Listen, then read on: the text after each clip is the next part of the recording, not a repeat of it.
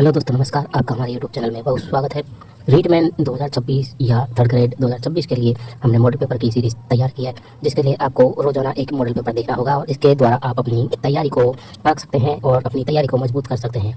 तो Rajasthan third grade 2026 के लिए मॉडल पेपर की सीरीज़ को आपको रोजाना देखना होगा और अब तैयारी को मजबूत करना होगा।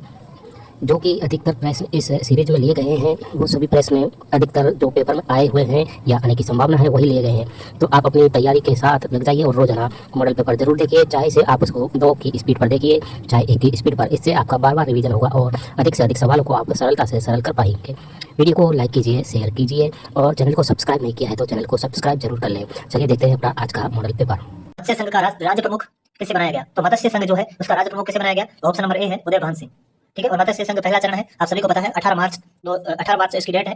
और जो है अलवर, भरतपुर, करौली, धौलपुर इन चारों को मिलाकर मत्स्य संघ बनाया गया था। ठीक है, अगला सवाल है क्वेश्चन नंबर 2। संयुक्त राजस्थान का गठन कब हुआ था? संयुक्त राजस्थान का जो गठन हुआ है, दूसरे का जो सही आंसर है ऑप्शन नंबर 18 अप्रैल 1948। पहला है 18 मार्च 1948, दूसरा जो चरण है वो हुआ था 25 मार्च 1948, तीसरा है 18 अप्रैल 1948 संयुक्त राजस्थान। और इसकी जो उद्घाटन किया था जवाहरलाल नेहरू जी ने किया था और इसमें उदयपुर को शामिल किया गया था। और जब उदयपुर को शामिल किया गया था तो इसमें जो भोपाल सिंह जी थे उनको राजप्रमुख बनाया गया था। ठीक है, अब आगे चलते हैं।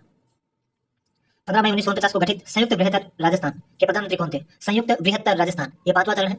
इसके जो प्रधानमंत्री थे वो थे हीरालाल जी शास्त्री। इसमें क्या हुआ था, बृहत राजस्थान जो हुआ था, जैसे जैसलमेर, जोधपुर, बीकानेर और जयपुर, ये चारों जब मिल गए थे फाइनली 30 मार्च को, तो जब ये मिले तो पूरा एक बृहत राजस्थान बना था। उसमें जो है मत्स्य संघ को जोड़ा गया 5वें चरण में और वो हुआ 15 मई 1949 को। और उसमें जो हीरालाल शास्त्री है वो प्रधानमंत्री थे। ठीक है, और जो इनके शोभाराम कुमावत है इनको इनकी मंत्रिमंडल में शामिल किया गया था।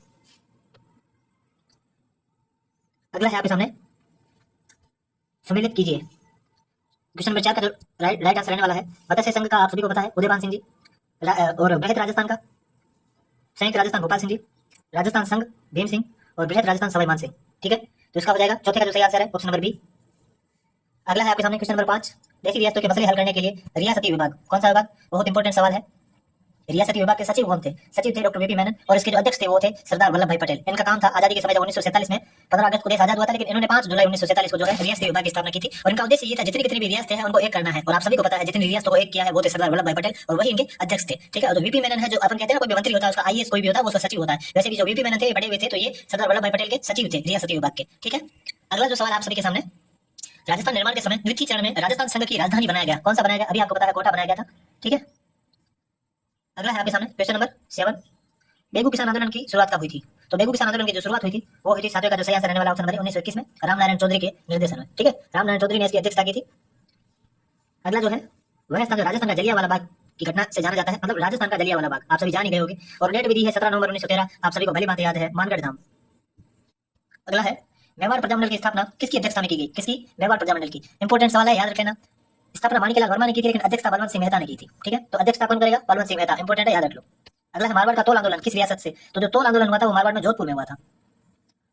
अगला है राजस्थान के प्रथम स्वतंत्रता सेनानी कौन थे? प्रथम स्वतंत्रता सेनानी बीकानेर के अमरचंद भाटिया। भगत आंदोलन चलाने वाले, कौन सा आंदोलन? भगत आंदोलन चलाने वाले गोविंद गिरी जी। मानगढ़ धाम का जिससे संबंध था वो यही इंसान है। गोविंद गिरी जी का जन्म कहाँ हुआ था? उनका जन्म हुआ था बासिया गांव में। अगला है क्वेश्चन नंबर 13। राजस्थान में सर्वाधिक समय तक चलने वाला किसान कौन से? सर्वाधिक समय तक कौन सा किसान आंदोलन चला था? बहुत अच्छे से जानते हैं आप सब, एक ही किसान आंदोलन है, बिजोलिया किसान आंदोलन, जो चला था 1897 से 1941 तक, 1941 तक। ठीक है, अगला सवाल आप सभी के सामने क्वेश्चन नंबर 14। शेखावटी में सर्वप्रथम स्वतंत्रता संग्राम का नेतृत्व करता थे, मतलब शेखावटी में स्वतंत्रता संग्राम के समय नेतृत्व किसने किया था? बलजी और भुर्जी ने किया था। लोटू और कल्याण मीणा ने किया। डोंगजी और जवाहर जी ने, छोटू जी और सरदार जी। नाम पहचान लिया आपने एकदम से, वो है डोंगजी और जवाहर जी, उनको लोक देवता भी मानते हैं शेखावटी में। अगला है क्वेश्चन नंबर 15। निम्न में से कान का आभूषण नहीं है, ध्यान से सुनो। तो झुमका कान का आभूषण है, कर्णफूल कान का आभूषण है, लटकन भी है, जो बेसरी है ये नाक में पहना जाता है। ठीक है, ये मुस्लिम महिला है और जो है नाक में पहनती है। निम्नलिखित में से असंगत है, इनमें से असंगत कौन सा है? अंगोछा यह पुरुषों का आभूषण है, जैसे वे सिर पर बांधते हैं। ठीक है, सही है। कटकी यह अविवाहित युवतियों की ओढ़नी है, सही है। लुंगड़ी यह विवाहित महिलाओं का पहनावा है। तारा भात की ओढ़नी यह आदिवासी महिलाओं की ओढ़नी नहीं है, अरे आदिवासी महिलाओं की ओढ़नी है, ये वाला गलत हो जाएगा। तो इसका जो सही आंसर क्या हो जाएगा? इसका सही आंसर हो जाएगा ऑप्शन नंबर 4। अगला है पुरुष या महिलाओं द्वारा गले में पहना जाने वाला आभूषण कौन सा है? हलरियो, हंसली, सोहली, सिरपेच। हंसली गले में, सिर पे पहनी जाती है। ठीक है, ध्यान रखना। राजस्थान में पाटोदा का लुगड़ा कहाँ का प्रसिद्ध है? शेखावाटी, मारवाड़, मेवाड़ और आदिवासी। सिंपल है, शेखावाटी। पाटोदा का लुगड़ा कहाँ के प्रसिद्ध है? ये साड़ी है ओढ़ने वाली। ठीक है, शेखावाटी क्षेत्र में। तिमणिया पहना जाता है, तो 19 का सही आंसर क्या रहने वाला है यहाँ पे? 19 का ऑप्शन नंबर बी, तिमणिया गले में पहना जाता है। ठीक है, अगला है पैर में पहना जाने वाला आभूषण नहीं है। ठीक है ना, एक सेकंड। पैर में पहना जाने वाला आभूषण नहीं है, कहाँ पे? पैर में। कड़ा, ठीक है, पैर में पहनते हैं। नूपुर पहनते हैं, कणका भी पहनते हैं, सुरल जो है कान में पहनते हैं। ठीक है, अगला है मेवाड़ भील कॉर्प, ये कॉर्प लिखा हुआ है, ठीक है ना। तो इसका जो कंफर्म आंसर क्या है आप हमें कमेंट में बताइए। लेकिन जो मेवाड़ भील कौर है उसकी स्थापना 1941 में हुई थी। अगला सवाल आपके सामने, शाहपुरा प्रजामंडल के अध्यक्ष कौन थे? शाहपुरा प्रजामंडल के अध्यक्ष कौन थे? तो शाहपुरा प्रजामंडल के अध्यक्ष थे अभय सिंह डांगी। मीरालाल व्यास जैसलमेर से थे, त्रिलोक चंद्र माथुर करौली से थे, ठीक है। अगला मैं आपको बताता हूँ सवाल क्वेश्चन नंबर 23। राजस्थान के किस आंदोलन में सेवा संघ के साथ हुए समझौते को सरकार ने बोल सेविक फैसला की संज्ञा दी? मतलब बोल सेविक समझौता किससे संबंधित है? हुआ ऐसा था कि जो बेगू किसान आंदोलन था, बेगू किसान आंदोलन के समय उस समय वहाँ के जागीरदार और वहाँ के सेवा संघ के बीच, ठीक है ना, एक समझौता हो गया था। जैसे मेवाड़ सरकार ने और इन्होंने क्या बोला था, ये बेगू ये है बोल सेविक समझौता है, ठीक है ना। अगला है मींजर, मींजर के लेखक कौन है? आपको पता है मींजर, लीलटांस, ये सब पुस्तकें जो है कन्हैयालाल सेठिया जी की है। अगला है राव जयसिंह रोचंद, राव जयसिंह रोचंद किस भाषा में लिखी गई है? तो राव जयसिंह जो है बीकानेर के राजा थे और बीकानेर जो मारवाड़ और इधर की जो है पश्चिमी राजस्थान में जो भाषा है वो है डिंगल। अगला है राजस्थानी भाषा की लिपि है, तो लिपि है महाजनी या मुड़िया लिपि, आप अच्छे से जानते हैं, जिसको टोडरमल ने विकसित किया था। अगला है राजस्थानी बोलियों का सर्वप्रथम वर्गीकरण, तो राजस्थानी बोलियां हैं उसका सर्वप्रथम वर्गीकरण किसने किया था? तो किया था जॉर्ज इब्राहिम ग्रियर्सन, ठीक है। अगला है वह बोली जिसमें सुंदरदास दादू पंथ का साहित्य प्राप्त होता है, मतलब दादू पंथ का संबंध किस बोली से था? अच्छे से जानते हैं, ढूंढाड़ी में। अगला है राजस्थान के दक्षिण पूर्वी भाग में किस बोली का प्रचलन है? राजस्थान के जो दक्षिण पूर्वी भाग है यहाँ पे किस बोली का प्रचलन है? आप सभी को पता है दक्षिण और पूर्व में जो है यहाँ पे हाड़ौती आता है, तो यहाँ पे हाड़ौती का। अहिरवाटी या हीरवाल ये कहाँ पे प्रचलित है? अहिरवाटी से ऐसे अलवर, ठीक है, आप याद रखना, अहिरवाटी अलवर में है। कौन सी बोली पश्चिमी हिंदी और राजस्थानी के बीच समन्वय का कार्य करती है? पश्चिमी हिंदी और राजस्थानी, ये करती है मेवाती, जो भी अलवर में ही बोली जाती है। अगला है सुमेलित करना है आपको, जगरोती, करौली, डाटी, बाड़मेर, नागरचोल, टोंक, दावड़ी, उदयपुर। आप जोड़ लेना, जो आंसर आता है बता दियो। अगला है क्वेश्चन नंबर 33। निम्न में असत्य कथन है, असत्य कौन सा है? लक्ष्मी कुमारी चुंडावत देवगढ़ राजसमंद सही है। विजयदान देता बोरूंगा जोधपुर से है और ब्रह्मगुप्त भीनवाल से जालोर से है, लेकिन सीताराम लालच जयपुर से नहीं है, जोधपुर से है, ठीक है। तो ये वाला ऑप्शन नंबर बी इसका सही हो जाएगा। अगला है पृथ्वीराज राठौर के बारे में असत्य कथन है, ये पीथल नाम से साहित्य रचना करते थे, बिल्कुल ठीक है। इनकी रचना वैली कृष्ण रुक्मणी जी को प्रकाश में लाने का श्रेय एलपी टेसीटोरी को है, बिल्कुल। टोड ने इसकी पुस्तक वैली कृष्ण रुक्मणी की तुलना 10,000 घोड़ों के बल से की है, बिल्कुल की है। दूसरा आडा ने वैली कृष्ण रुक्मणी को ग्रंथ को 16वां पुराण, ये गलत यहाँ पे इन्होंने कर दिया है, क्योंकि 5वां वेद और 19वां पुराण कहा था, ठीक है। Option number D. अगला है आपके सामने क्वेश्चन नंबर 35। मोहम्मद नैन्सी के बारे में असत्य कथन है, तो मोहम्मद नैन्सी के बारे में कौन सा असत्य है? इनका जन्म ओसवाल जैन में परिवार में हुआ। मोहम्मद नैन्सी ख्यात राजस्थान के सबसे प्राचीन ख्यात है। इन्होंने राजपूतों की 46 शाखाओं का वर्णन किया और ये जसवंत सिंह के प्रथम के दीवान थे। 46 नहीं 36 शाखाओं का वर्णन किया था, ऑप्शन नंबर सी इनका गलत है। अगला है निम्नलिखित में से कौन सा युग्म असंगत है? इनमें से कौन सा युग्म असंगत है तो आप सभी को बताना है। 36 का जो यहाँ पर सही आंसर रहने वाला है ऑप्शन नंबर सी। हरि पिंगल कवि जोगी ने लिखी थी, हरि शतक नाथोसी महावारिया और जय सिंह चरित पुंडरिक रत्नाकर। सदाशिव नागर ने प्रताप प्रकाश नहीं लिखी थी, ठीक है। अगला है महाराणा कुंभा द्वारा रचित 4 नाटकों में कीर्ति स्तंभ के अनुसार किस भाषा का प्रयोग किया था? सीधी सी बात है, इनमें से तो कोई भाषा है नहीं, मेवाड़ी ही होगी। अगला है क्वेश्चन नंबर 38। निम्नलिखित में से कौन सा युग्म असंगत है? इनमें से कौन सा युग्म असंगत है? तो 38 का जो है नाट्य शास्त्र भरत मुनि, चंद्र प्रकाश, राजा भोज, सूर प्रबंध, राणा कुंभा, संगीत दर्पण, भाव भट्ट, ये वाला जो है ऑप्शन नंबर डी गलत हो जाएगा, ठीक है। अगला है बीकानेर राठौड़ारी ख्यात के रचनाकार कौन है? आप सभी अच्छे से जानते हैं, बीकानेर राठौड़ारी ख्यात के रचनाकार है दयाल दास। अगला है क्वेश्चन नंबर 40। राजाओं की प्रशंसा में लिखे गए काव्य ग्रंथ जिसमें युद्ध अभियानों, वीरतापूर्ण कृत्यों, उनके राजवंश का विवरण भी मिलता है, उसको कहते हैं रासो। जैसे बीसल देव रासो, और आपको पता है पिछली बार पूछा है बीसल देव रासो किस प्रकार का है, तो वो प्रेम काव्य है, लव स्टोरी है, ठीक है। ये याद रखना, वरना जो काव्य होता है वो वीर काव्य होते हैं अलग अलग, लेकिन ये जो बीसल देव रासो है ये सिर्फ प्रेम काव्य है, और ये पूछा है, ये पिछली बार बहुत ज्यादा प्रॉब्लम हुआ था सबको इसमें। अगला है क्वेश्चन नंबर 41। निम्नलिखित में से कौन सा युग्म सम्मिलित नहीं है? इनमें से कौन सा युग्म सम्मिलित नहीं है? दादू दयाल जी ढूंढाड़ी से है, आप सभी को जानता है, बिल्कुल सही है। चरणदास जी मेवाती से है, बिल्कुल सही है। लालदास जी भी मेवाती से और सहजोबाई भी मेवाती ही है, क्योंकि सहजोबाई इन्हीं की से है चरणदास जी की, ठीक है। तो वो भी मेवाती है, तो ये हो जाएगा गलत। और इन्होंने जो पुस्तक लिखी थी सहज प्रकाश, ठीक है, ऑप्शन नंबर सी। अगला सवाल है आपके सामने 42। निम्न में से असत्य है, डॉक्टर एलपी टेसीटोरी ने पश्चिमी राजस्थान की उत्पत्ति सोर्सेनी अपभ्रंश से बताई है, ठीक है। अगला ये बिल्कुल सही है। जॉर्ज अब्राहम ग्रियर्सन ने राजस्थानी का उद्भव गुजरी अपभ्रंश से बताया, ये गलत है। डॉक्टर मेनारिया ने राजस्थान का उद्भव नागर अपभ्रंश से प्रतिपादित किया, सही है। श्री कन्हैयालाल माणिक्यलाल मुंशी मतलब के एम मुंशी ने मोतीलाल मेनारिया ने राजस्थान की उत्पत्ति गुजरी अपभ्रंश से बताई, तो गुजरी अपभ्रंश से किसने बताई थी? इन्होंने, ऑप्शन नंबर बी हो जाएगा गलत, ठीक है। अगला सवाल आपके सामने डॉक्टर अब्राहम ग्रियर्सन ने राजस्थानी भाषा की कितनी उपशाखाएं बताई थी? कितनी उपशाखाएं हैं? 5 उपशाखाएं हैं, ठीक है। और है विजयदान देता की पुस्तक दुविधा पर कौन सी फिल्म का निर्माण हो चुका है? तो विजयदान देता की पुस्तक थी एक दुविधा, इस पे कौन सी फिल्म बन चुकी है? वो बन चुकी है एक तो दुविधा और एक है पहेली। अगला है मुख्यमंत्री बालिका संबल योजना, तो मुख्यमंत्री बालिका संबल योजना का शुभारंभ कब हुआ था? ऑप्शन नंबर सी 2007 में हुआ था, ठीक। अगला जो सवाल है आशा ज्योति योजना का प्रारंभ कब हुआ? तो आशा ज्योति योजना है जो आशा सहयोगिनी होती है हर गांव में लगी हुई, उनको जो है जो उच्च स्तर पर आप जैसे ग्रेजुएशन करते हैं तो वो ग्रेजुएशन वगैरह करवाने के लिए इनके लिए योजना निकाली गई थी। तो 46 का जो सही आंसर यहाँ पे रहने वाला है ऑप्शन नंबर डी, 2015 में आशा ज्योति योजना का प्रारंभ किया था, ठीक है। अगला जो है मातृ मृत्यु दर एवं शिशु मृत्यु दर में कमी लाने, एक तो मातृ मृत्यु दर, एक शिशु मृत्यु दर में जो है कमी लानी है। ठीक है, के उद्देश्य से शुरू की गई योजना कौन सी थी? आशा ज्योति, ये तो पढ़ाई वाली थी, मैंने आपको बताया था। बालिका संबल ये भी नहीं है। बेटी बचाओ बेटी पढ़ाओ, माँ को कौन बचाएगा? जननी सुरक्षा योजना। ठीक है, इसमें माता और शिशु दोनों को बचाना है। अगला है आपके सामने क्वेश्चन नंबर सौभाग्य योजना का संबंध है। तो ये जो सौभाग्य योजना है, आपको इसको देख के सीधा सीधा पता चल रहा होगा कि या तो ये बालिका शिक्षा से होगा और या महिला सशक्तिकरण से होगा। तो मैं आपको आपकी जानकारी के लिए बता दूं, ये जो दोनों है, ये दोनों ही बिल्कुल गलत है। ठीक है, तो आपके मन में आएगा इस सवाल का आंसर क्या है? तो इसका आंसर है सौर ऊर्जा से। तो सौभाग्य योजना जो है इसका संबंध है सौर ऊर्जा से। ठीक है, तो कुछ ऐसे सवाल आते हैं, आपको तुक्के नहीं लगाने हैं। क्वेश्चन नंबर 49, राजीव गांधी कृषक साथी सहायता योजना, इंपॉर्टेंट सवाल है। इसकी शुरुआत कब हुई थी? तो आप कहोगे ये तो अभी हमने सुना था, पर इसके साल तो 1900 में लिखे हुए पड़े। इसका जो आंसर है 1994, आपको बता दें, लेकिन अभी इसको वर्तमान में दोबारा से अपडेट करके लागू किया गया था। ठीक है, अगला जो सवाल है क्वेश्चन नंबर 50, ग्रामीण निर्धनों के लिए स्थायी वित्तीय आधार सृजित करना, आजीविका के माध्यम से घरेलू आय में वृद्धि के लिए कार्यरत संस्था कौन सी? मतलब ग्रामीण निर्धनों के लिए जो आजीविका का काम करने वाली संस्था कौन सी है, जो घरेलू आय में वृद्धि करे, वो है आजीविका। आप अच्छे से जानते हैं। अगला है टीबी मुक्त भारत के लिए 100 दिवसीय कार्यक्रम, मतलब टीबी मुक्त भारत करने के लिए जो 100 दिवसीय कार्यक्रम हुआ था, उसका राज्य स्तरीय शुभारंभ कब हुआ था? तो 51 का जवाब सही आंसर रहने वाला है ऑप्शन नंबर बी, 7 दिसंबर 2024। राजस्थान विधानसभा उपचुनाव 2024 के बाद राजस्थान विधानसभा में महिला विधायकों की संख्या कितनी है? इंपॉर्टेंट है, 21 संख्या है। अगला है रक्षा विनिर्माण आत्मनिर्भरता, राजस्थान में अवसर, मतलब रक्षा विनिर्माण में आत्मनिर्भरता। ठीक है, तो यहाँ पे राजस्थान में जो है विशेष संगोष्ठी का आयोजन कब किया गया था? ये जयपुर में हुआ था 53 का, और ये किया गया था 53 का राइट आंसर रहने वाला है ऑप्शन नंबर ए, 11 नवंबर 2024 को। अगला है राजस्थान में विभिन्न योजनाओं के लाभ सरलता, सुगमता, पारदर्शी रूप से आम जन तक पहुंचाने के उद्देश्य से प्रारंभ की गई योजना है। मतलब ऐसी कौन सी योजना है जिससे कोई भी अन्य योजना हो उसको गांव तक हर इंसान तक पहुंचाई जा सके, हर नागरिक तक पहुंचाई जा सके। तो उसके लिए जो शुरू की गई थी राजस्थान जन आधार योजना, और इससे आप सभी को पता है पूरी योजना इससे कनेक्ट होती है और आप इससे अभी भी फायदा उठाते हैं, कोई भी ऑनलाइन फॉर्म भरना होता है तो।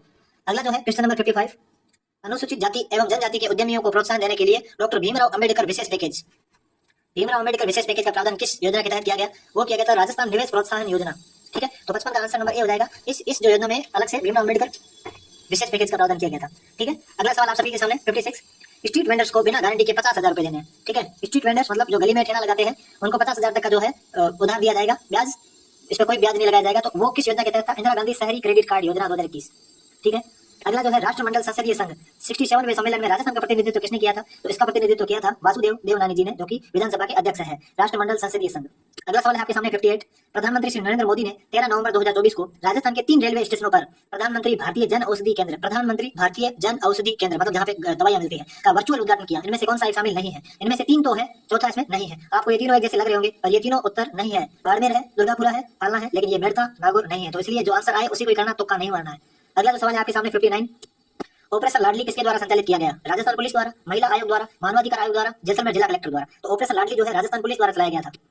अगला है राजस्थान में निम्नलिखित में से कौन सा क्षेत्र देश का सबसे बड़ा स्वर्ण खनन केंद्र, देश का सबसे बड़ा स्वर्ण खनन केंद्र बनेगा? कौन सा बनेगा? वो बनेगा सलूम्बर घाटोल क्षेत्र। ठीक, अगला जो सवाल आपके सामने वो है क्वेश्चन नंबर 61, 1 किलोबाइट किसके बराबर होता है? तो आपको पता है 1 केबी बराबर किसके बराबर होता है? 1024 बाइट के। ठीक है, और 1 एमबी किसके बराबर होता है? 1024 केबी के। 1 जीबी किसके बराबर होता है? 1024 एमबी के। ठीक है, जैसे आपको याद रखना है। अगला है निम्नलिखित में से कौन सी प्राइमरी मेमोरी है, मतलब प्राथमिक मेमोरी है जिसको कंप्यूटर में लगा ही होना पड़ता है, वो कंप्यूटर में ही होती है। ठीक है ना, और सेकेंडरी मेमोरी या द्वितीयक मेमोरी होती है जो बाहर से लगाई जाती है अलग से। तो यहाँ पे जो है रैम और रोम ये दोनों प्राथमिक मेमोरी होती है। ठीक है, ये याद रखना। फ्लॉपी डिस्क, हार्ड डिस्क ये सब सेकेंडरी द्वितीयक मेमोरी है। टास्क बार पर खुले हुए प्रोग्राम, मतलब जब आप कोई भी जैसे क्रोम आपने ओपन कर रखा है और कोई भी जैसे कोई फॉर्म भर रहे हो ई मित्र का, या आपने यूट्यूब खोल रखा है, कुछ भी जैसे आप कंप्यूटर में खोलते हैं तो आप देखते हैं ऊपर एक पट्टी होती है जिसमें जितने सारे आपने खोल रखे हैं वो सारे आपको दिखाते हैं। पर आपको एक से दूसरे में जाने के लिए कौन सा शॉर्टकट की का उपयोग करना पड़ेगा? वो है Alt+Tab। ठीक है, तो टास्क बार होती है जो कंप्यूटर में ऊपर की ओर एक पट्टी होती है, नीचे होती है उसको कहते हैं स्टेटस बार। अगला है विंडोज ऑपरेटिंग सिस्टम को निम्न में से किसने विकसित किया? विंडोज ऑपरेटिंग सिस्टम को निम्न में से किसने विकसित किया? तो विंडोज को किया था माइक्रोसॉफ्ट ने, और ये एक GUI, आप सभी को ये पता होना चाहिए क्योंकि आप ज्यादा लोगों को इसके बारे में पता नहीं है। ग्राफिकल यूजर इंटरफेस पर डिपेंड है। अब ये क्या होता है? इसमें ऐसा होता है कि एक होता है कैरेक्टर यूजर इंटरफेस मतलब CUI, और एक होता है GUI। ये सवाल पूछे जा चुके हैं। तो GUI और CUI में फर्क ये है, कैरेक्टर यूजर इंटरफेस इसको कहते हैं, और इसमें सिर्फ आप लिख सकते हो वर्ड। इसमें ग्राफिकल यूजर इंटरफेस होता है, इसमें वर्ड के साथ साथ इमोजी वगैरह कुछ भी यूज कर सकते हो। ठीक है, तो ये है विंडोज और ये ग्राफिकल यूजर इंटरफेस है। अगला जो है निम्नलिखित में से इंटरनेट से संबंधित नहीं है। इंटरनेट से संबंधित कौन सा नहीं? आपको पता है इंटरनेट होगा तभी ब्राउजर यूज किया जाएगा, लिंक भी तभी ओपन होगी जब इंटरनेट होगा, सर्च इंजन का तभी काम आएगा जब इंटरनेट होगा। ठीक है, फाइल से इंटरनेट का कोई लेना देना नहीं है। अगला है पिछड़ा बालक वह है, मैंने कल आपको शायद बताया था, कल या परसों थोड़ा सा गलत बता दिया था। अब आपको मैं सही बता देता हूँ। पिछड़ा बालक किसे कहते हैं? जिसकी शैक्षणिक उपलब्धि उसकी स्वाभाविक योग्यताओं के स्तर से कम हो। ठीक है, जब कम होगी तभी तो वो पिछड़ा है। ठीक है, तो इसका ऑप्शन नंबर ए हो जाएगा। निम्नलिखित में से प्रतिभाशाली बालक की विशेषता है? प्रतिभाशाली बालकों का शारीरिक विकास तीव्र गति से होता है, प्रायः उत्तम शारीरिक उत्तम स्वास्थ्य वाले होते हैं। सही। इनमें सीखने व समझने की असाधारण योग्यता होती है, कल्पना शक्ति तीव्र होती है तथा भौतिक चिंतन व नवीनता के प्रति उत्सुकता होती है। तो उपरोक्त जो सभी है इसके आंसर यहाँ पे रहने वाले हैं। अगला जो सवाल आपके सामने 68 डिसऑर्थोग्राफिया। तो डिसऑर्थोग्राफिया का संबंध किससे है? लिखने से। आप सभी ने कर दिया होगा लिखने से, क्योंकि आपको पता है डिसग्राफिया का संबंध इससे है, तो डिसऑर्थोग्राफिया फिर मिसप्रिंट हो गई होगी। ऐसा नहीं है, डिसऑर्थोग्राफिया जो है यहाँ पे इसका मतलब है वर्तनी विकार। ठीक है, आप सभी को पता होना चाहिए डिसऑर्थोग्राफिया का मतलब क्या है, वर्तनी विकार, याद रख लो। ठीक, अब जो अगला सवाल है, सृजनात्मकता बालकों में विशेषता होती है। सृजनात्मक बालकों में विशेषता क्या होती है? वह विचार और कार्यों में मौलिकता का प्रदर्शन करता है, बिल्कुल सही है। वह समायोजन में सक्षम होता है, मतलब वो कहीं भी समायोजित हो जाता है, या उसकी साहसी कार्यों में प्रवृत्ति होती है, बिल्कुल सही है। उसकी स्मरण शक्ति अच्छी होती है, उसका ज्ञान का दायरा भी विस्तृत होता है, बिल्कुल सही है। मतलब तीनों बात बिल्कुल सही, उपरोक्त सभी। अगला है डिस्थीमिया। अभी आपने पढ़ा डिसऑर्थोग्राफिया और ये है डिस्थीमिया। डिस्थीमिया का मतलब संबंध क्या है? तो डिस्थीमिया का जो यहाँ पे मतलब रहने वाला है ऑप्शन नंबर 1, गंभीर तनाव की स्थिति, जो एकदम टेंशन में है एनी टाइम, उसको कहते हैं डिस्थीमिया। अगला है वंशानुक्रम के कारण एक परिवार के बच्चे चित्रकला में दक्ष होते हैं। यदि उस परिवार के एक बच्चे को कुम्हार परिवार में बचपन से ही पाला जाए, तो यदि मतलब एक चित्रकार परिवार है, उसके सारे बच्चे उसकी तरह चित्र बनाने में दक्ष हैं, और यदि उनमें से एक बच्चे को कुम्हार के घर पे पालने के लिए छोड़ दिया जाए और उसको वहां पाला जाए, तो क्या होगा? वह बच्चा चित्रकला में परिवार के अन्य बच्चों की तरह दक्ष होगा? नहीं होगा, क्योंकि उसने देखा ही नहीं। तो क्या होगा? वह बच्चा कुम्हार की कार्य दक्ष होगा? नहीं होगा, क्योंकि उसने तो चित्र के लिए इंटरेस्ट देखा था। उसकी प्राकृतिक प्रतिभा का दमन हो जाएगा। ठीक है ना, उसकी प्राकृतिक प्रतिभा चित्र में थी, पर अभी इसको यहाँ ले जाके उसको दमन किया जा रहा है, उसको कहा जा रहा है तो कुम्हार वाला काम सीख। अगला है स्किनर के अनुसार मंद बुद्धि बालक की विशेषता क्या होती है? स्किनर के अनुसार जो है मंद बुद्धि बालकों की क्या विशेषता होती है? आत्मविश्वास का अभाव होता है, बिल्कुल अभाव होता है मंद बुद्धि विचार। पर आपको याद रखना है, दूसरों को मित्र बनाने की अधिक इच्छा होती है मंद बुद्धि में, वो यही सोचता है सारे मेरे दोस्त हैं। समयगात्मक और सामाजिक असमायोजन भी होता है उसमें, तो उपयुक्त सभी है। अगला सवाल है पिछड़े बालकों की पहचान के लिए कौन सा परीक्षण किया जाना चाहिए? इससे पता चलेगा ये पिछड़ा है। सब परीक्षण करो, सामूहिक परीक्षण किया जाना चाहिए, व्यक्तिगत बुद्धि परीक्षण, उपलब्धि परीक्षण, सब परीक्षण करो, अपने आप पता चलेगा ये पिछड़ा बालक है। अगला है निम्नलिखित में से सम्मिलित नहीं है। डिसऑर्थोग्राफिया अभी बताया था वर्तनी विकार है, डिस्थीमिया गंभीर तनाव है, डिसमोर्फिया शारीरिक कुरूपता है, डिसग्राफिया लेखन विकार है, पठन विकार नहीं है। तो ऑप्शन नंबर 4 यहाँ पे सही हो जाएगा। ठीक है, अगला है 75 प्रतिभाशाली बालकों की बुद्धि लब्धि आईक्यू कितनी होती है? प्रतिभाशाली में सबसे ज्यादा होती है, तो 130 से भी अधिक होती है। ठीक है, अगला है क्वेश्चन नंबर 76 शायद अधिगम अक्षमता वाले बालकों में लक्षण होता है, किसी एक विषय पर देर तक ध्यान केंद्रित करने में कठिनाई होती है, बिल्कुल होती है, क्योंकि उसमें अधिगम अक्षमता है। पेशीय समन्वय तथा हस्त निपुणता शारीरिक संतुलन में कमी होती है, बिल्कुल सही। सामाजिक संबंधों में मूल्यांकन में कठिनाई होती है, बिल्कुल सही, और जो उपरोक्त सभी इसका आंसर रहने वाला है। अगला है शारीरिक कुरूपता विकार। शारीरिक कुरूपता विकार की संज्ञा किसे दी गई थी? तो शारीरिक कुरूपता विकार जो है सत्य तक आंसर हो जाएगा ऑप्शन नंबर 1 डिसमोर्फिया, अभी बताया ऊपर। अगला है सृजनात्मकता के विकास में वातावरण संबंधी कारकों का महत्वपूर्ण स्थान है, ऐसा बोला है लेहमैन ने। बालक अध्ययन से जी चुराते हैं, विद्यालय कार्यों में लापरवाही करते हैं, वह कक्षा से नियमित रूप से अनुपस्थित रहते हैं, ऐसी आदतें बच्चों में किस कारण होती है? तो 79 का यहाँ पे जो सही आंसर रहने वाला है वो है ऑप्शन नंबर डी, माता पिता की बुरी आदत तो वातावरण के कारण। ठीक है, वह बालक जो सामान्य स्थिति से हटकर सोच का विकास करता है, मतलब सामान्य स्थिति से हटकर सोच का विकास करता है एवं नवीन आविष्कार भी करता है, वह कौन होगा? वो सृजनशील होगा। ठीक है, पायरुवेट के विखंडन से किसके इंपॉर्टेंट है, याद रख लो, ये सवाल जो है इंपॉर्टेंट है। पायरुवेट के विखंडन से कार्बन डाइऑक्साइड बनती है, जल बनता है, ऊर्जा बनती है, और यही ऊर्जा शरीर में काम करती है। और पायरुवेट के जो विखंडन वो कहाँ होता है? माइटोकॉन्ड्रिया में होता है, इसी को ही वायवीय श्वसन कहते हैं, जिसके बारे में रीट लेवल 1 में 2022 में पूछा है। अगला है जलीय जीवों की श्वास दर। स्थलीय जीवों की श्वास दर की अपेक्षा क्या होती है? तेज होती है, क्योंकि जो जल में ऑक्सीजन की मात्रा बाहर वायु में ऑक्सीजन की मात्रा से कम होती है, और जहाँ कम होती है तो वहाँ तेज तेज सांस लेते हैं ताकि ज्यादा सांस अंदर आ सके, मतलब ऑक्सीजन। ठीक है, इसलिए वो तेज श्वास लेते हैं। मानव फुफ्फुस में कौन से गैसों के विनिमय के लिए सतही क्षेत्रफल उपलब्ध कराता है? तो गैसों का आदान प्रदान होता रहे, विनिमय के लिए जो है वो जगह मिलनी चाहिए, तो क्षेत्रफल उसका कौन उपलब्ध करवाता है? लार का कोई लेना देना नहीं श्वास से। सिलिया, दीर्घ आप सभी को पता है इनका तो कोई लेना देना ही नहीं था। कूपी का जो है ये फेफड़ों से संबंधित मानव फुफ्फुस में, और ये काम करके क्षेत्रफल उपलब्ध करवाती है गैसों को विनिमय के लिए। निम्नलिखित में से किसमें वॉल्व होते हैं? आप सभी ने सुना होगा, तो वॉल्व जो होता है हार्ट में, वो जो होता है सिरों में पाया जाता है। ठीक है, वॉल्व सिरा में होता है, और इसका काम ये होता है रक्त का एक ही दिशा में चलता रहे, ऐसा नहीं कि वापस आ जाए या किधर और चला जाए ऐसा। अगला है मानव हृदय में कितने कोष्ठ पाए जाते हैं? तो मानव हृदय में कितने कोष्ठ है? 4 कोष्ठ, आप सभी को पता है, बाया आलिंद बाया निलय, दाया आलिंद दाया निलय, ये 4 है। ठीक है, अगला है मानव में रुधिर प्रवाह की किस नलिका की भित्ति मोटी होती है? तो कौन सी रुधिर प्रवाह की नलिका में? धमनी में है ना, धमनी में भित्ति मोटी होती है, मतलब धमनी की दीवार मोटी होती है। अगला है मानव शरीर में रक्तदाब मापने के लिए किस यंत्र का प्रयोग किया जाता है? रक्तदाब मतलब ब्लड प्रेशर, जिसको हम प्यार से बोलते हैं बीपी। तो बीपी जिसमें चेक की जाती है उस मशीन का नाम क्या है? स्पाइग्नोमेनोमीटर। क्या बोलते हैं? स्पाइग्नोमेनोमीटर। पेड़ पौधों में जल का परिवहन किसके द्वारा होता है? जल से जाइलम। ठीक है, अगला सवाल आपके सामने, द्विखंडन द्वारा जनन किसमें पाया जाता है? तो द्विखंडन किसमें पाया जाता है? अमीबा में। ओके, अगला सवाल है कृत्रिम विधि द्वारा कायिक जनन किस पौधों में पाया जाता है? कायिक जनन किसमें पाया जाता है भाई? आप कहेंगे इसमें तो सब सुने में लग रहे, तो प्रायो फिल्म होगी। नहीं, कोई फिल्म नहीं है, आम ही इसका है। ठीक है, इसका आंसर क्या है? आम। आम में क्या करते हैं? कायिक जनन मतलब ऊपर से काट के फिर लगाया जाए कोई और रोपण विधि से, तो उसमें भी उग जाएगा। अगला है उत्तक संवर्धन तकनीक का उपयोग सामान्यतः किसमें किया जाता है? कौन सी तकनीक? उत्तक संवर्धन तकनीक। ठीक है, सजावटी पौधों के संवर्धन में बिल्कुल इसमें भी उत्तक का संवर्धन किया जाता है। उन पौधों को उगाने में जो बीज को उत्पन्न नहीं कर सकते, ये भी सही है, तो ए में भी दोनों इसका सही आंसर होगा। अगला है निम्न में से कौन सा उभयलिंगी पुष्प है? ऐसा कौन सा पुष्प है जो उभयलिंगी है, नर और मादा उसी पुष्प के अंदर होते हैं? तो वो है पेटूनिया। तो 92 का यहाँ पे सही आंसर क्या रहने वाला है? 92 का ऑप्शन नंबर सी यहाँ पे सही रहने वाला है। अगला सवाल आपके सामने, निम्न में से कौन सा मानव में मादा जनन तंत्र का भाग नहीं है?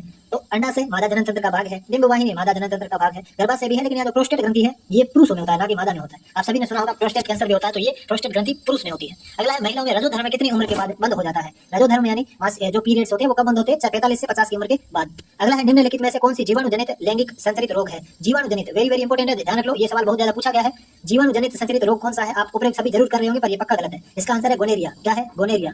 ठीक है। अगला है कोशिका का पावर हाउस, जिसमें पावर हो वह है माइटोकॉन्ड्रिया, क्योंकि इसमें ऊर्जा बनती है। अभी मैंने आपको बताया था माइटोकॉन्ड्रिया में वायवीय श्वसन होता है, जब हम श्वास लेते हैं तो उसमें पायरुविक जो अम्ल है वो कार्बन डाइऑक्साइड जल और ऊर्जा में बन जाता है, तो जल और कार्बन डाइऑक्साइड तो निकल जाती है, लेकिन जो ऊर्जा बनती है वो हमारे शरीर में एनर्जी का काम करती है, इसीलिए माइटोकॉन्ड्रिया को पावर हाउस कहते हैं। ठीक, आप समझ में आया। और इसी को वायवीय श्वसन इसलिए कहते हैं क्योंकि इसमें वायु आती है, वायु का काम होता है, इसलिए। अगला सवाल है 97 आपके सामने, कोशिका की आत्मघाती थैली। आत्मघाती थैली किसे कहते हैं? तो 97 का जो सही आंसर यहाँ पे रहने वाला है वो है ऑप्शन नंबर ए, लाइसोसोम को कहते हैं। ठीक है। अगला है निम्नलिखित में से मानव शरीर की सबसे बड़ी कोशिका। मानव शरीर की सबसे बड़ी कोशिका कौन सी है? वो है अंडाणु, जो महिलाओं में पाई जाती है। अंडाणु सबसे बड़ी कोशिका है। कोशिका की खोज कब हुई थी? तो कोशिका की खोज हुई थी 1665 में रॉबर्ट हुक ने की थी। ठीक है। अगला है क्वेश्चन नंबर 100, निम्नलिखित में से सबसे बड़ी ज्ञात कोशिका कौन सी है? यूकेरियोटिक कोशिका, प्रोकैरियोटिक कोशिका, माइकोप्लाज्मा और आपने बहुत बार सुना होगा शुतुरमुर्ग का अंडा। सबसे बड़ी ज्ञात कोशिका। 101 कोशिका में स्थित जैविक तरल जैविक पदार्थ को जीव द्रव्य का नाम किसने दिया था? इसको प्रोटोप्लाज्म। जीव द्रव्य का नाम किसने दिया? वो दिया था जे ई पुरकिंजे। किसने दिया था? पुरकिंजे ने। इंपॉर्टेंट सवाल है। अगला है प्रोकैरियोटिक से यूकेरियोटिक कोशिका किस प्रकार भिन्न है? मतलब कोशिका दो प्रकार की होती है, एक होता है प्रोकैरियोटिक, एक होता है यूकेरियोटिक। ये ज्यादा एडवांस होती है यूकेरियोटिक कोशिका। दोनों में अलग क्या है? यूकेरियोटिक कोशिका में क्या है? डीएनए और प्रोटीन का जुड़ाव होता है, लेकिन इसमें तो डीएनए और प्रोटीन होता ही नहीं है। ठीक है। अगला सवाल है आपके सामने, किस संविधान संशोधन में उद्देशिका में समाजवादी धर्मनिरपेक्ष और अखंडता शब्द जोड़े गए? उद्देशिका मतलब प्रस्तावना। उद्देशिका का क्या मतलब हो गया? प्रस्तावना। प्रस्तावना में ये शब्द कब जोड़े गए थे? और 42वें संविधान संशोधन में जोड़े गए थे। अगला है आपके सामने क्वेश्चन नंबर 104, मौलिक अधिकारों का प्रावधान। मौलिक अधिकारों का जो प्रावधान है भारतीय संविधान के किस भाग में है? वो है भाग नंबर 3 और भाग 4 में है मौलिक कर्तव्य। अगला है 105, भारतीय संविधान के अनुच्छेद 51 क का संबंध किससे है? अनुच्छेद 51 क का संबंध है, अभी मैंने आपको बताया, मूल कर्तव्य से, और ये भाग 4 क में है। सर्वोच्च न्यायालय के किसी न्यायाधीश की नियुक्ति, भाई सर्वोच्च न्यायालय के किसी न्यायाधीश की नियुक्ति करनी है तो पूर्व राष्ट्रपति किससे परामर्श लेगा? सर्वोच्च न्यायालय के वर्तमान जो मुख्य न्यायाधीश है उससे। उनसे पूछेगा कि आगे सर्वोच्च न्यायालय का मुख्य न्यायाधीश किसे बनाया जाए। अगला सवाल आपके सामने क्वेश्चन नंबर 107, राज्यपाल की नियुक्ति संविधान के किस अनुच्छेद के तहत की जाती है? किसकी नियुक्ति? राज्यपाल की। और तो ये है 155। 153 में होता है कि हर राज्य का एक राज्यपाल होगा। 154 में है उसकी कार्यपालिका शक्तियां। 155 में है राज्यपाल की नियुक्ति। ठीक है। अगला है संविधान सभा की प्रथम बैठक कब हुई थी? तो वो हुई थी 9 दिसंबर 1946 को। फिर हर 2 दिन में बैठक होती थी। पहली बैठक हुई थी 9 दिसंबर को, दूसरी बैठक हुई थी 11 दिसंबर को, तीसरी बैठक हुई थी 13 दिसंबर को, चौथी बैठक हुई थी 15 दिसंबर। ऐसा याद रखना। ठीक है। अगला है 109, संविधान के किस अनुच्छेद में उल्लेख है कि संसद का गठन तीनों अंगों राष्ट्रपति, राज्यसभा, लोकसभा से मिलकर होता है? ऐसा लिखा हुआ है अनुच्छेद 79 में। अस्पृश्यता का अंत के संविधान संशोधन अनुच्छेद में है, तो आप सभी को पता है अस्पृश्यता है वो है धारा 17। ठीक है ना, धारा 17 का पालन करना है वरना हो जाएगा खतरा बहुत। अगला है क्वेश्चन नंबर 111, 86वें संविधान संशोधन अधिनियम से पूर्व 14 वर्ष तक के बालकों को निःशुल्क व अनिवार्य प्राथमिक शिक्षा प्रदान करने के लिए राज्य को निर्देश संविधान के किस अनुच्छेद में दिया गया है?